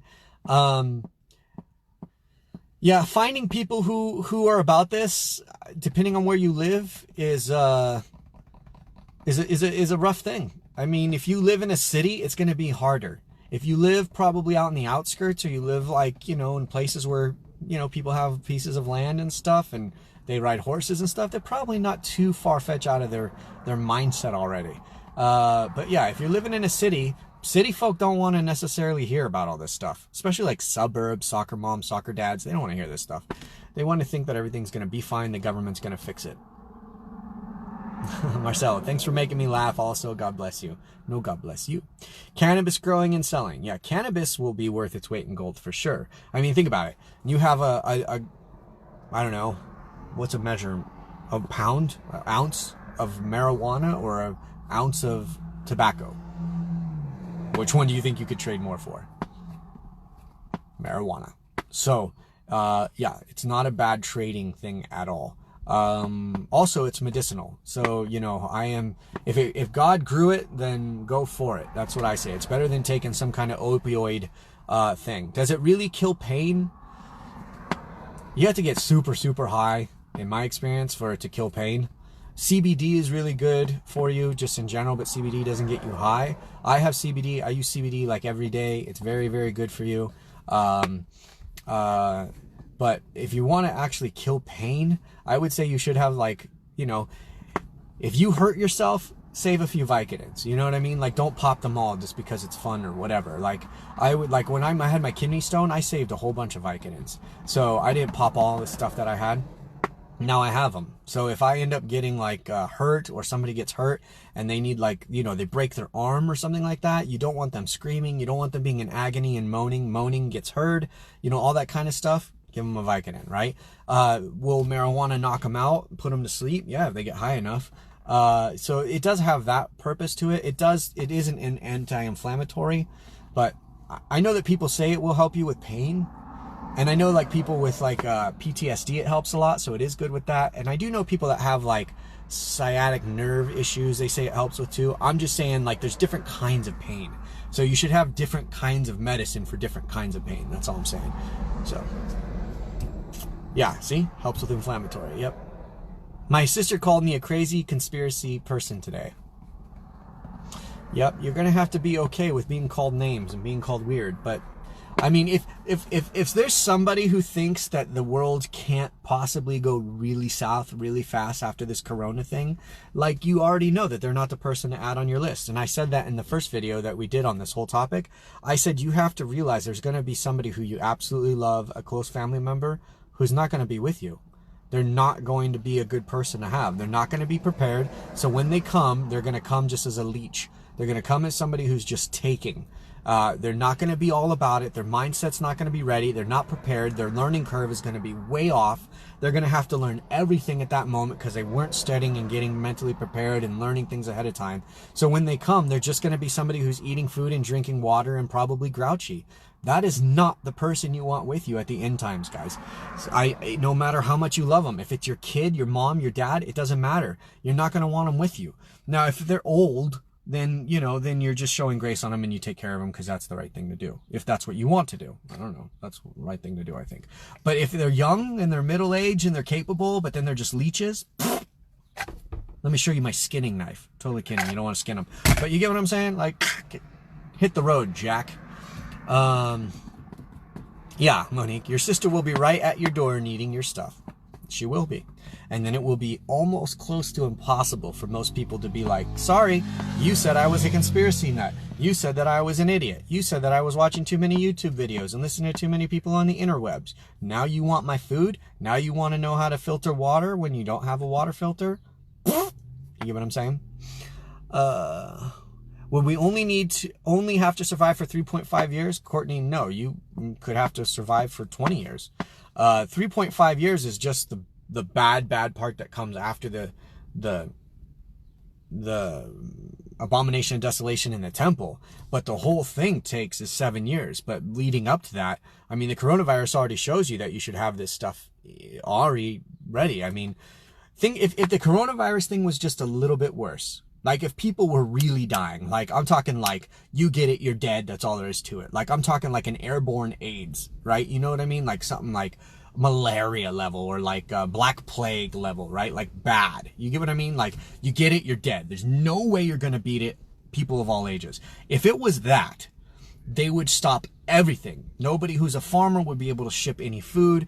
There would never be any transaction of any product coming to people. And if it did, it would have to go through this total screening process. There'd be all these rules and laws and regulations of how every single thing that every person ever touches has to be sanitized, double checked on its sanity before it's given to a person. Every person along the way would have to have it sanitized. Do you get my point? We were this close to that happening. We were this close. That's what will come next. This was, like I said, the run through to see how people would react. And then the next thing is when they're going to be like the real deal. Oh, people actually are dying. We didn't make the virus strong enough. We have to make one stronger to kill everybody that gets it for sure. That way they really get scared and then blah. You know what I mean? So if you have that level, if that level happens, that could be any time. It doesn't happen at the very, very end. We do know from the Bible that at the very, very end, there is a disease or diseases or plagues and famine that will wipe out 1/4 of the world's population. So we also know that one third of the world's population, or I think it's 1/3 of the world's population will die in the war that starts at the Euphrates River and from a 200 million man army, right? So I call that the Sixth Trumpet War, and I also, Third World War, right? So 1/3 of the world's population is going to die from this, or 1/4, I think it's 1/3, is going to die from this war. So when that happens, it says after that the world heats up, and then the oceans go bad. The oceans turn to blood. All the water turns like to this that looks like the blood of men. There's all sorts of stuff that goes on to where like water becomes really scarce. So that's the other reason why I'm saying have water. Store up as much water immediately. As soon as something goes bad, right? On 9/11, a plane crashes into a building. It may seem like everything's okay though. The energy's still on for now. just fill up your water jugs. Just fill it up. You get what I mean? And then like be prepared for this stuff. It doesn't hurt you. It just takes up space in your living quarters. It's better to have something take up your space in your living quarters than to like not have it, right? Does that make sense? So it doesn't happen just at the last 7 years. It could be at any time. Garrett, not sure if I already asked this, but what if Russia and China invades America and the government turns on us? Please like if you see this so I know it's not blocked. You're not blocked. It's not the topic. So, but I'll talk about it, Garrett. So, if Russia and China got together and tried to attack America, the only thing they could do is nuke us. Our military is, if they combined, their military is not as big as the American military. America's military is bigger than the rest of the world's military. So it's like they may have more people like in China, but if you were to go up against our technology, like tit for tat, you know what I mean? Like in totality of our military, there's nobody that can beat us in war. That's just the case. Now, can they knock out some of our stuff? Can they take out some of our stuff? Sure. But we would take out probably most of their stuff the moment they even began to show us. It'd have to be a total sneak attack, and the best way for them to do it would be EMP. That's the best way. To drop a nuke above America, in the center of America, getting the highest reach of EMP, and then it would be Americans who would destroy themselves. We would eat each other alive. America's already proven that every year for Black Friday for the last 20 years. So if you were going to take out America, you wouldn't even need to take out America. You just need to take out its infrastructure, and then America would take out America. That's the best way to take out America. So, yeah, I'm not worried about other people's military. Thank God America has a great military. And then if you're allies with America, if you're in a country that's allies with America, or at least you're not like enemies with America, you're in probably pretty good standing too. As you see, we usually, show up to help. So, that's how we roll. Know what I'm saying, guys? Anyways, I'm roasting you guys. It's literally like 100 degrees right now. As you can see, I'm sweaty. I'm all clammed up. Little oils on the Nathan. I hope this video blessed you guys. We're going to be doing lots more. We'll be doing more topics, and we'll get down more to the nitty gritty. I'll show you guys the book that I was talking about for surviving in the woods, building a shelter with natural materials. It's stuff that, listen to me real carefully, guys. It's stuff that you will think is easy to do because you read it in a book, but doing it and applying it is very different. So once this Corona thing breaks up, especially with the summer coming, at least for the northern hemisphere of the world, go camping. Go camping. Take your Mora knife that you got for $20 off the internet. Make very small shavings, right? And make what's called a bird's nest. Try to light that bad boy on fire with a what's called a not a lighter, but with a ferrocerium rod, a lighter rod, right? You scrape it and the sparks come off. You should have one of those because you can get 5,000 strikes off of that, whereas with a lighter you might get like 100 lights, right? So ferrocerium rod, magnesium rod, these are very good things that you should totally have. They're very light, they can get wet and they'll still be used, whereas a lighter could get wet, may not be able to be used ever again. So things like this you want to get. I have tons of them. I probably have one in the car here somewhere. But go and do it this summer, you guys. Find a way. Fall, summer, find a campsite, take a few friends, just tell them you're going camping, but then practice some stuff. Watch David Canterbury, watch Joe Robinette, watch TA Outdoors. TA Outdoors actually has broken down videos for beginning survival people. He's very, very good at showing it. Very, very slow at explaining it. David Canterbury is such an expert that he kind of gets a little overwhelming. I think when you... So TA Outdoors is that's who I'd go to learn first. And then watch Joe for entertainment. He farts, burps, he drinks a beer like every video or used to. It's pretty awesome. I would totally have a channel like that if I could, but I just don't think that it would be, I don't know. I don't know if anybody would want to do that. Okay. Oh, one more thing. I have created a channel that's going to be like just my daily vlog. I've been really like debating about this. I mentioned it before. I am going to start just like a day in the life. I feel like stuff like this, I can put it on Truth Me Free Facebook. It's not something I'd want to put on Truth Me Free YouTube. I kind of want to leave the Truth Me Free YouTube as like just the testimonial and that kind of nature.